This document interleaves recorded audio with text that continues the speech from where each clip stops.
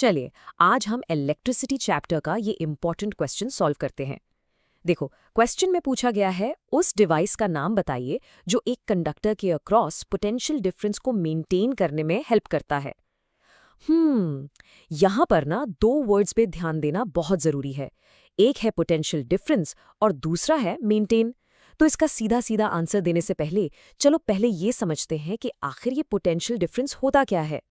देखो, अगर एग्जाम में इसकी डेफिनेशन लिखने को आए ना, तो ये जो स्क्रीन पे है ये बिल्कुल परफेक्ट डेफिनेशन है कि पोटेंशियल डिफरेंस, जिसको हम B से रिप्रेजेंट करते हैं, वो बेसिकली वर्क डन है जो एक यूनिट चार्ज को सर्किट में एक पॉइंट से दूसरे पॉइंट तक मूव करने के लिए लगता है। और इसका फॉर्मूला भी याद रखना, V = W/Q। ठीक है, ये तो हो गई एग्जाम की बात, लेकिन इसका असली मतलब क्या है, इसको फील कैसे करें? चलो इस कॉन्सेप्ट को ना एक बहुत ही सिंपल एग्जाम्पल से अप्लाई करके देखते हैं। चलो इमेजिन करो आपके सामने दो पानी की टंकियां रखी हैं, ठीक है, और दोनों में पानी का जो लेवल है वो बिल्कुल एकदम बराबर है, सेम लेवल। अब सोचो, अगर हम इन दोनों को नीचे से एक पाइप से कनेक्ट कर दें तो क्या होगा? क्या पानी एक टंकी से दूसरी में जाएगा? नहीं, बिल्कुल नहीं जाएगा। क्यों? क्योंकि पानी के लेवल में कोई डिफरेंस ही नहीं है। सिंपल। ओके, लेकिन अब आएगा ट्विस्ट। मान लो हम टैंक ए में और पानी डाल देते हैं, उसका लेवल इंक्रीज कर देते हैं। अब क्या हुआ? अब एक लेवल डिफरेंस क्रिएट हो गया है ना, एक टंकी ऊपर एक नीचे। तो इस डिफरेंस की वजह से क्या होगा? एकदम सही, एक नेचुरल फ्लो स्टार्ट हो जाएगा। पानी हाई लेवल से लो लेवल की तरफ अपने आप मूव करने लगेगा। तो यहाँ कॉज क्या है? लेवल का डिफरेंस। और उसका रिजल्ट क्या है? पानी का फ्लो। समझे?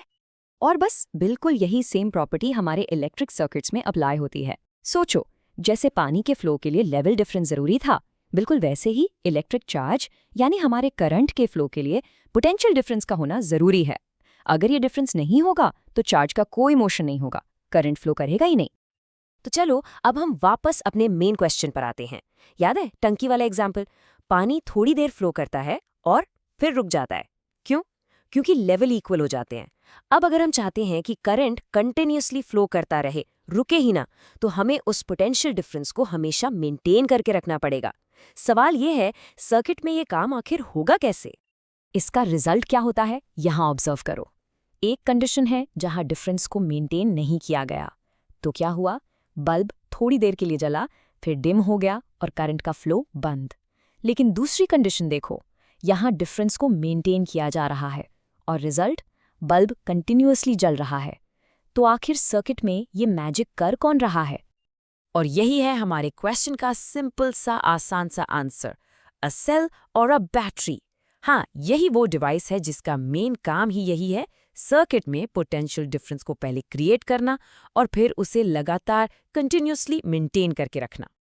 तो सवाल उठता है कि एक सेल आखिर ये प्रोसेस करता कैसे है? सिंपल है, सेल के अंदर होते हैं केमिकल रिएक्शंस। इन्हीं रिएक्शंस की वजह से सेल के अंदर जो स्टोर्ड केमिकल एनर्जी होती है ना, वो इलेक्ट्रिकल एनर्जी में चेंज हो जाती है।